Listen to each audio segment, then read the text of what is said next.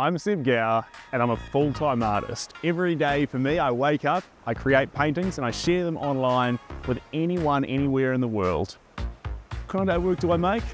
It's fun, it's vibrant, it's wild, kind of impressionistic, but most of all, a lot of movement, a lot of bold colour.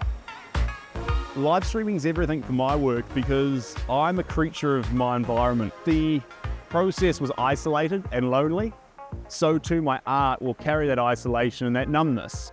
But being able to involve thousands and thousands of people in the process while I paint, it keeps it perky, it keeps it fun, it keeps it loose. I kind of feel like the viewers might rub off on the work a little bit too. They don't just watch, they comment, they talk, they ask questions, they keep the vibe up. I couldn't paint like Van Gogh by myself in a studio where there was always something I felt was a selfish pursuit. Actually, once I knew it could help people, that was the catalyst that really supercharged it, and I realized, this isn't just for you as a selfish pursuit to make pretty pictures.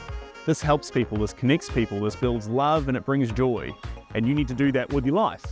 And so here I am. I love Resene paints. My favorite thing about them is, it's a little thing, but it's the names of every paint. They create stories for each color, and those stories bring stories into the artwork before the paintbrush even touches the canvas. And at the end of the day, any artwork is just stories, and Resene builds on that for me to make those stories even more beautiful.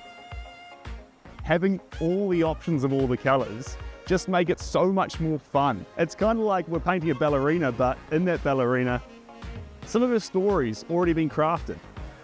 The pink there, attached Resene, drop dead gorgeous.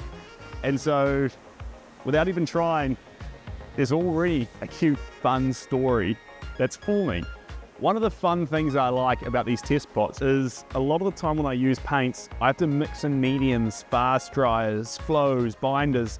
With Resene straight out from the pot, it's buttery and I can spread it thin, I can put it on impasto. The world's really open to me, but I'm not ever finding when I'm adding it that I'm compromising on the color when it gets thinner. It always has that punch, and part of the fun too, if this says Resene Power, and if this says that, if it shows that blue, it dries that blue. It keeps that punch without drying tacky or losing its potency. And that's really important as an artist. You don't want to make a pretty picture, come back the next day and go, why is it not as special as I felt it would be at the time? Color has to maintain its saturation, especially when it dries. When I'm painting, I go through the whole spectrum of emotions, but I usually find the best place I try and get to is one where you're just not thinking and you're just enjoying the moment, enjoying this weird, colorful liquid that you're applying to a 2D surface and just losing yourself in this weird, kind of funky, creative moment.